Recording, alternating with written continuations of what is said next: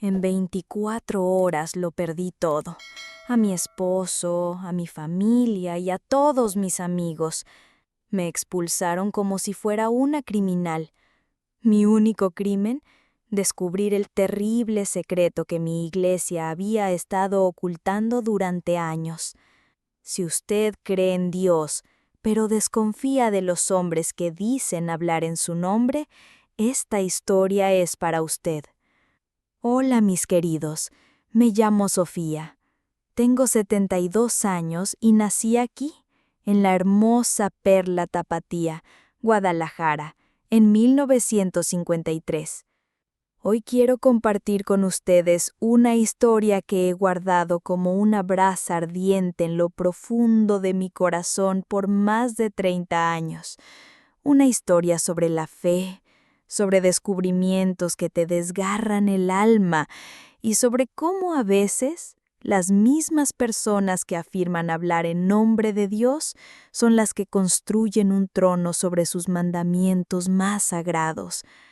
Antes de sumergirnos en este viaje, quisiera preguntarles, ¿desde qué rincón de nuestro México o del mundo me están escuchando? Déjenmelo en los comentarios.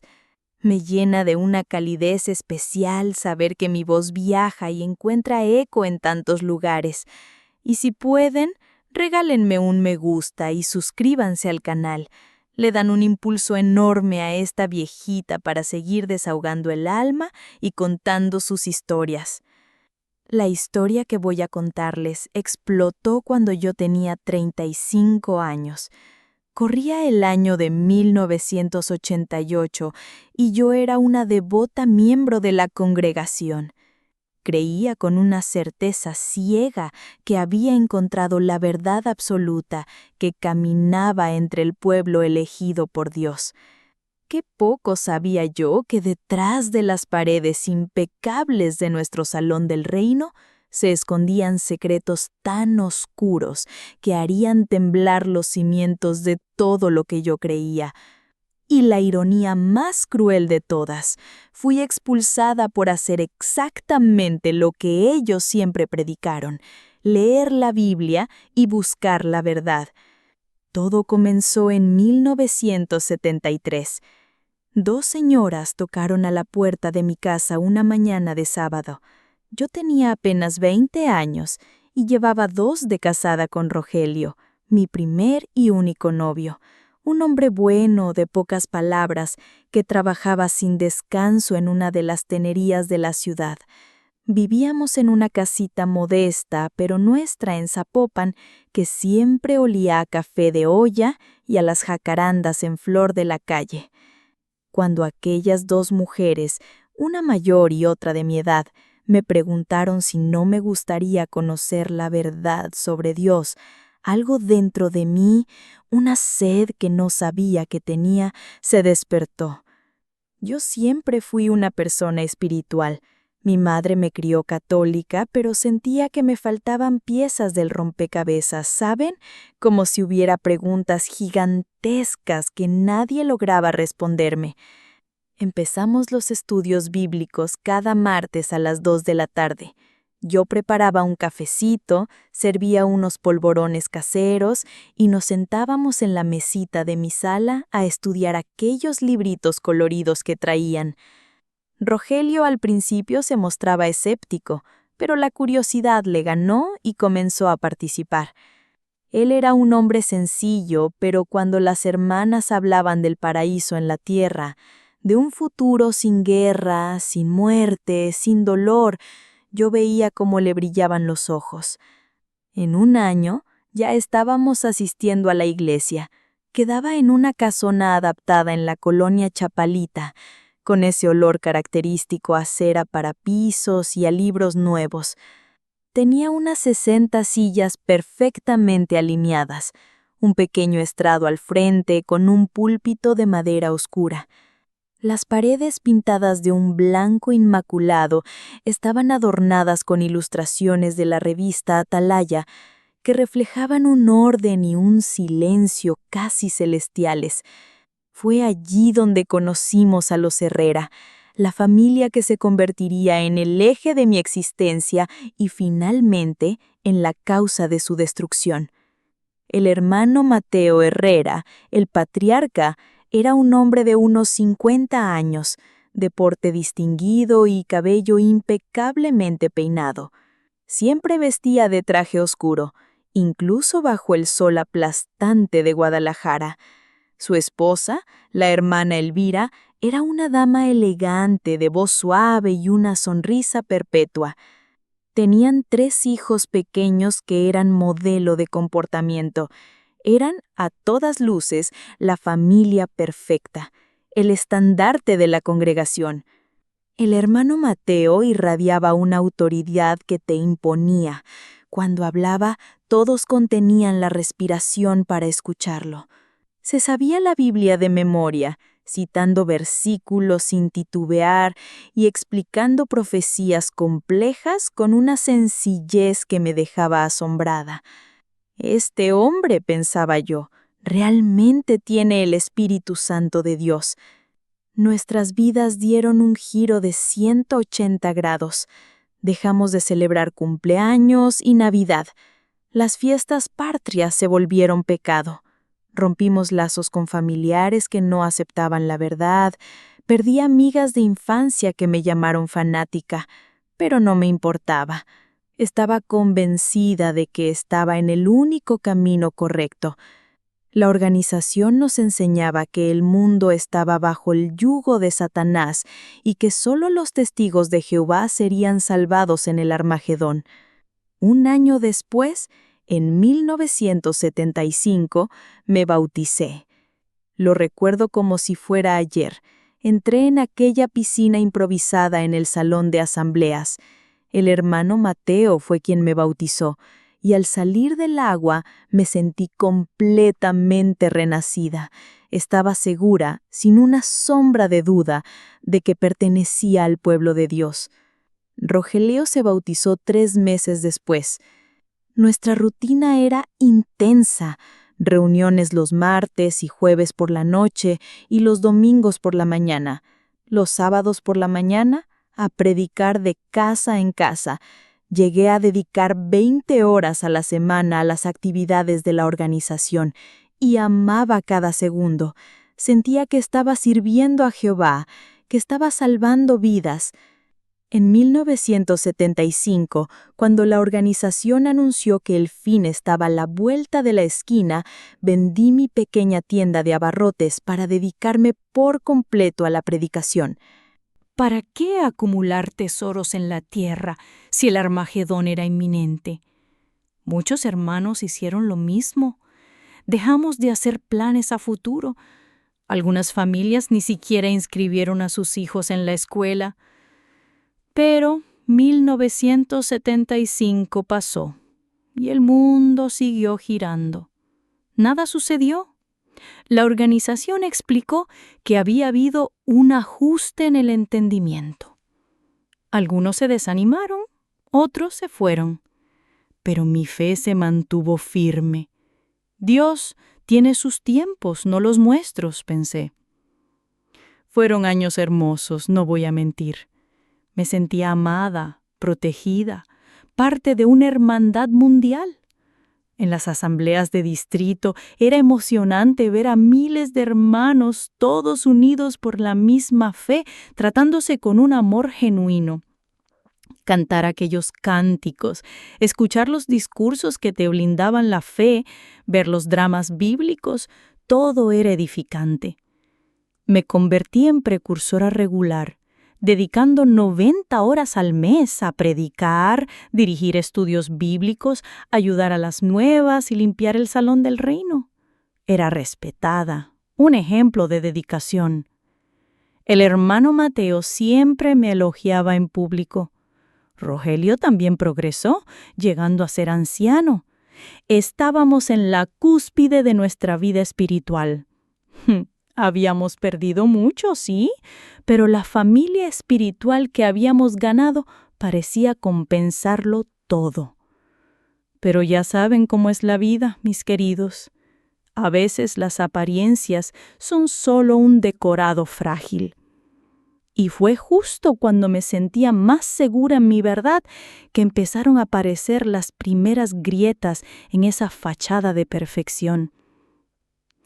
Corría el año 1982, cuando llegó a nuestra congregación una hermana llamada Raquel. Venía de un pueblito en los altos de Jalisco y era diferente. Hacía preguntas que me inquietaban porque yo no tenía las respuestas. Durante el estudio de la Atalaya planteaba dudas que a mí jamás se me habrían ocurrido. ¿Por qué solo 144,000 van al cielo si Jesús dijo que en la casa de su Padre hay muchas moradas? ¿Por qué la organización ha cambiado tanto su interpretación sobre la fecha de 1914 si se supone que fue una revelación divina? Sus preguntas me obligaban a pensar y eso me aterraba. Nos habían enseñado a confiar ciegamente, a no cuestionar, a aceptar que la luz se hacía más brillante con cada ajuste. Pero las dudas de Raquel sembraron una pequeña semilla de incertidumbre en mi corazón. El hermano Damián, otro de los ancianos principales, notó que Raquel estaba generando división. Empezó a dar discursos públicos sobre la importancia de confiar en la organización y no cuestionar los arreglos de Jehová. Pronto, Raquel fue etiquetada como una mala influencia y nos aconsejaron limitar el contacto con ella. Me sentí dividida. Por un lado, mi deseo de ser obediente. Por otro, la lógica innegable en las preguntas de Raquel. Comencé a prestar más atención, a buscar las referencias bíblicas que ella mencionaba y empecé a notar pequeñas inconsistencias que antes pasaban desapercibidas. Por ejemplo, la organización enseñaba que solo ellos tenían la interpretación correcta de la Biblia, pero me di cuenta que muchos textos hablaban directamente al corazón, sin necesidad de un intérprete. Jesús dijo: «Vengan a mí todos los que están cansados». ¿Por qué una invitación tan sencilla necesitaba el filtro de una organización? Otra cosa que me sacudió fue el caso de mi vecino, don Carlos. Un hombre bueno, trabajador, un esposo y padre ejemplar. Cuando le ofrecíamos un estudio bíblico, lo rechazaba con amabilidad, diciendo que ya tenía su fe. Según nuestras enseñanzas, un hombre tan bueno sería destruido en el Armagedón simplemente por no ser testigo de Jehová. ¿Cómo podía un Dios de amor destruir a alguien así? Esas dudas crecían como una bola de nieve, pero yo las empujaba al fondo de mi mente, obligándome a confiar. En fin, ¿a dónde más podría ir? Esa era la pregunta que nos hacían siempre. ¿A dónde más vas a ir? Solo nosotros tenemos la verdad.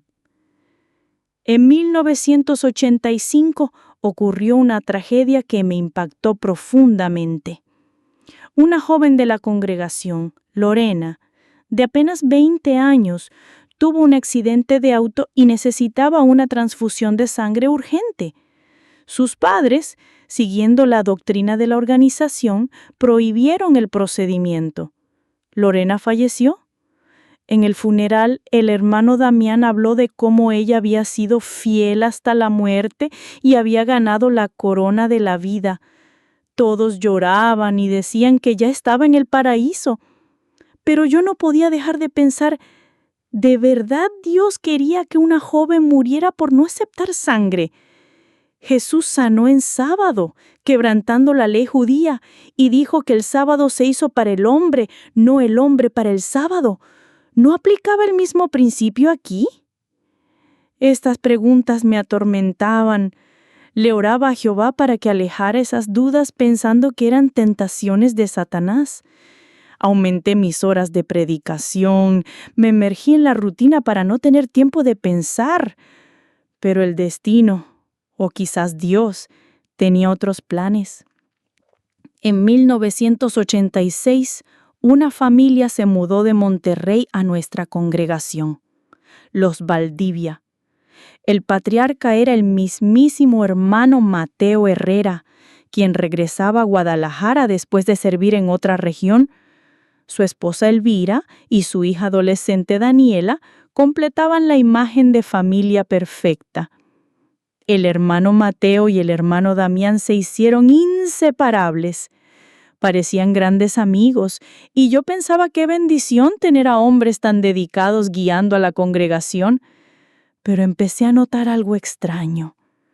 El hermano Mateo siempre se ofrecía para acompañar a las jóvenes solas durante las visitas a domicilio, argumentando que tenía experiencia en aconsejar a la juventud.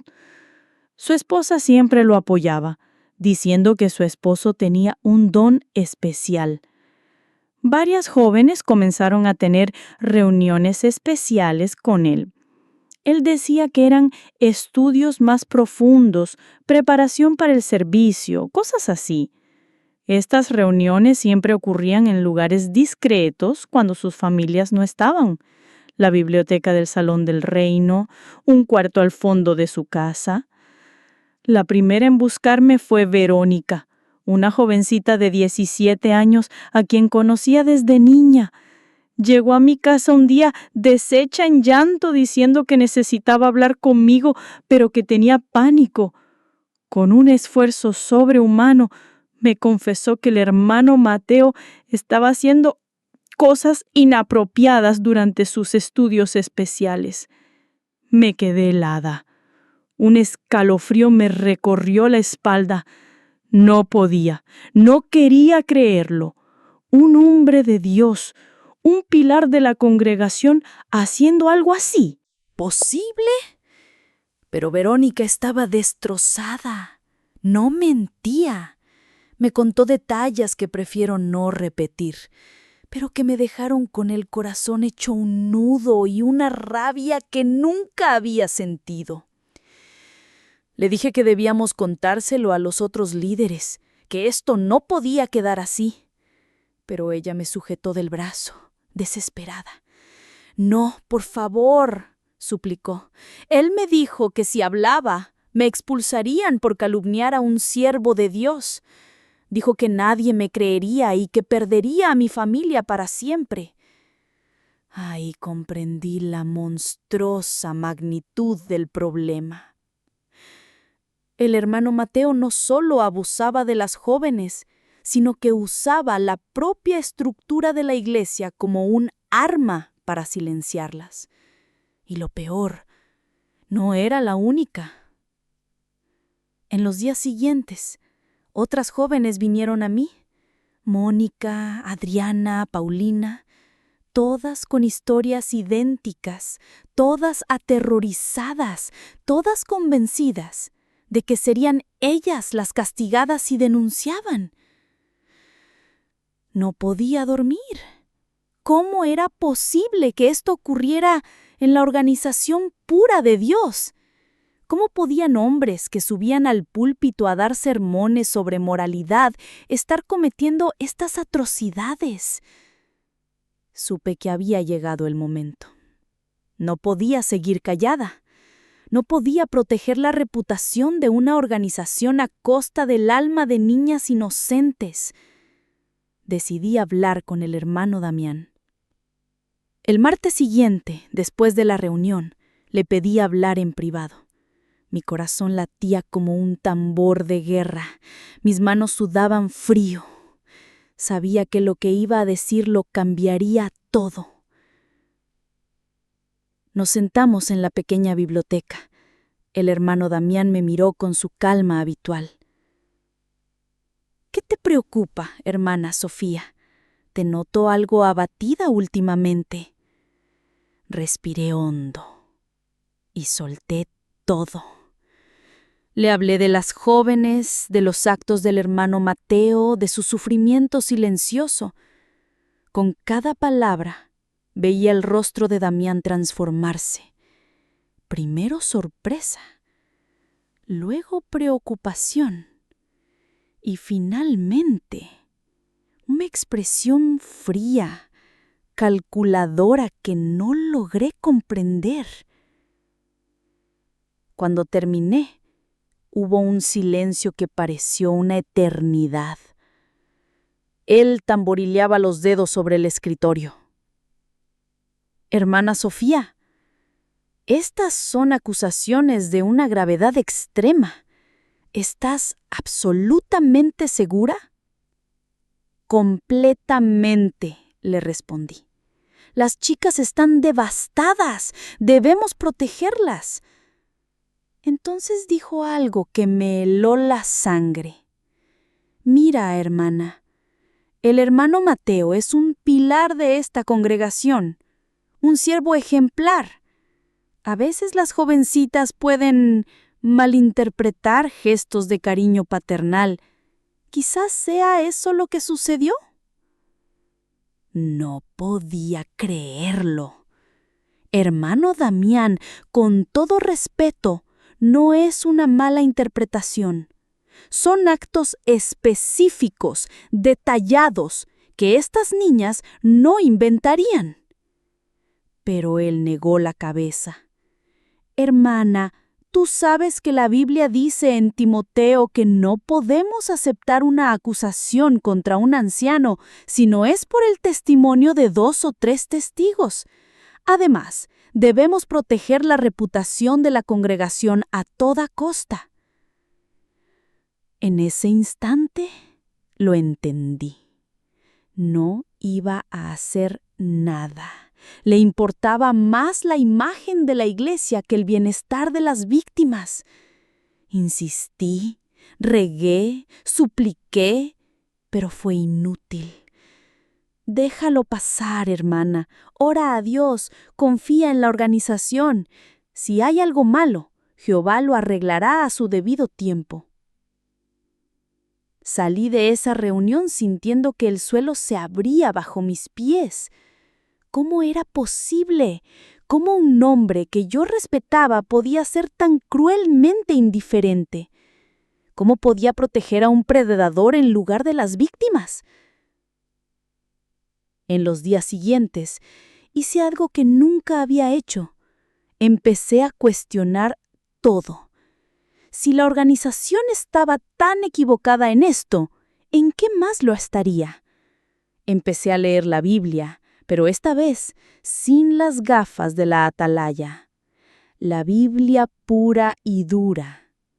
Y mi mundo se volcó por completo. Descubrí a un Jesús que hablaba de amor, perdón y libertad, no de reglas asfixiantes. A un apóstol Pablo que escribía sobre la gracia como un regalo inmerecido, no como algo que se gana con horas de predicación. La Biblia decía que Dios es amor, punto. Pero la organización enseñaba un amor condicional, una salvación exclusiva para sus miembros que dependía de la obediencia total a sus líderes. Que dudar era pecado. Empecé a notar todas las contradicciones en un cuaderno que escondía. Cuanto más leía, más claro era que muchas doctrinas de la organización no solo no tenían base bíblica, sino que contradecían directamente la palabra de Dios. Intenté hablar con Rogelio, pero se alarmó. Sofía, estás empezando a sonar como una apostata. Es peligroso. Debes confiar en los ancianos. Pero yo no podía parar. Era como haber encontrado una llave y no poder resistir la tentación de abrir la puerta. Un domingo, durante el discurso del hermano Damián sobre la sumisión a la iglesia, levanté la mano. Cuando me dio la palabra, dije: Hermanos, ¿alguna vez se han preguntado por qué Jesús dijo: no llamen a nadie maestro en la tierra, porque uno solo es su maestro? ¿Por qué entonces llamamos a esta organización nuestra madre y la obedecemos como si fuera infalible? Y si el árbol se conoce por sus frutos, ¿por qué cuando vemos frutos podridos en la iglesia se nos pide que ignoremos la evidencia y confiemos ciegamente? Hermana Sofía, me interrumpió Damián. Este no es el lugar ni el momento. Hablaremos después. Pero ya era tarde. Jesús dijo que la verdad nos haría libres. Si estamos en la verdad, ¿por qué le tememos a las preguntas? Después del servicio, Rogelio y yo fuimos llamados a una reunión.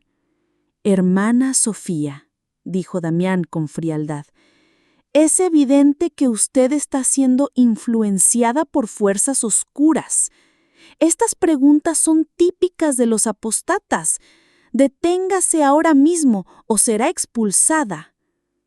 Rogelio me suplicaba con la mirada que me disculpara, pero algo dentro de mí se había roto para siempre. Responda una cosa, hermano Damián. Si la Iglesia tiene la verdad, ¿por qué le teme a mis preguntas? Debería ser fácil mostrarme mi error usando solo la Biblia. No respondió. Me dio una semana para retractarme. Justo en esos días, Jimena, una de las chicas más jóvenes, vino a verme. Era la hermana menor de otra de las víctimas. Sofía, me dijo entre sollozos, lo hizo otra vez. El hermano Mateo me amenazó con que Jehová me castigaría si le faltaba el respeto a un anciano. En ese instante, toda duda se desvaneció. Ya no se trataba de doctrinas. Se trataba de una niña aterrorizada, abusada en nombre de Dios por el hombre que debía protegerla. Esa noche, redacté una carta de 15 páginas. Documenté todo: los abusos de Mateo, la negligencia cómplice de Damián, las inconsistencias doctrinales. Saqué copias para enviarlas a la sede mundial en Nueva York y a otras congregaciones. Pero antes decidí hacer un último intento. El sábado por la mañana entré en la sala donde se reunían los ancianos, Damián, Mateo y un tercero, Arturo. Puse la carta sobre la mesa. Hermanos, dije, tienen dos opciones. O abordan esto con honestidad y protegen a estas niñas, o yo me encargaré de que todo el mundo se entere de lo que pasa aquí. Mateo palideció. Damián se puso rojo de furia. Usted está chantajeando a siervos de Jehová. Esto es apostasía pura, gritó. ¿Chantaje?, respondí. ¿Llaman chantaje a pedir justicia para niñas que están siendo abusadas mientras ustedes miran para otro lado? Arturo, el tercer anciano, suspiró. Sofía, aun si algo de esto fuera cierto, no podemos destruir la confianza de la congregación por incidentes aislados. ¿Incidentes aislados? Estamos hablando de abuso sexual de menores. ¿Cómo pueden dormir por las noches? ¡Basta!, golpeó la mesa Damián. Usted está poseída por demonios. Será juzgada por un comité judicial mañana y le aseguro que será expulsada. Tomé mi carta. Los miré a los tres, hombres a los que había admirado, y los vi como realmente eran. Hombres corruptos protegiendo un sistema, no a siervos de Dios. ¿Saben? Me acusan de apostasía, que significa alejarse de Dios. Pero al leer su palabra sin sus filtros me siento más cerca de Él que nunca. Son ustedes los que se han alejado, al proteger a los lobos y silenciar a los corderos. Salí de allí sabiendo que mi vida en la congregación había terminado. El anuncio se hizo el jueves siguiente. Sofía Paredes ya no es testigo de Jehová. 20 años de mi vida borrados en una sola frase. Pero ¿saben qué pasó cuando salí del Salón del Reino por última vez?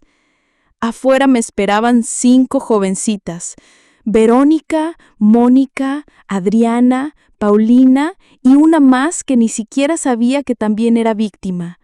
Todas llorando, todas agradeciéndome. Sofía, dijo Verónica, nos salvaste. Después de que supieron que ibas a hablar, el hermano Mateo se detuvo, hasta se cambió de congregación. En ese momento, en medio de la ruina de mi vida, supe que había hecho lo correcto. Me costó mi matrimonio, mi familia, mis amigos, mi reputación, todo.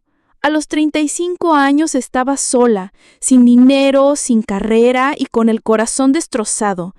Hubo noches en las que la soledad era tan asfixiante que pensé en volver, no por fe, sino por desesperación. Pero en esos momentos de oscuridad, la Biblia se convirtió en mi único refugio. Versículos como «Bienaventurados los que son perseguidos por causa de la justicia» cobraron un nuevo y poderoso significado. Poco a poco, empecé a reconstruir mi vida. Volví a estudiar, hice un curso de auxiliar de enfermería y empecé a trabajar en un hospital. Sentí que por fin estaba sirviendo a Dios en una forma genuina, no tocando puertas, sino aliviando el sufrimiento humano. Años después, recibí una llamada de una periodista de investigación. Estaba escribiendo un artículo sobre abusos en la luz eterna y había conseguido mi contacto. El artículo se publicó en un periódico de circulación nacional y causó un terremoto. Por primera vez el tema se discutía públicamente en México. Recibí cientos de cartas de exmiembros, de madres que descubrieron que sus hijas habían sido abusadas, de gente que tenía miedo de hablar. Fue entonces que encontré mi verdadera vocación. Comencé a organizar grupos de apoyo. Mi casa se convirtió en un refugio para exmiembros expulsados y rechazados. Era un trabajo emocionalmente agotador, pero inmensamente recompensador.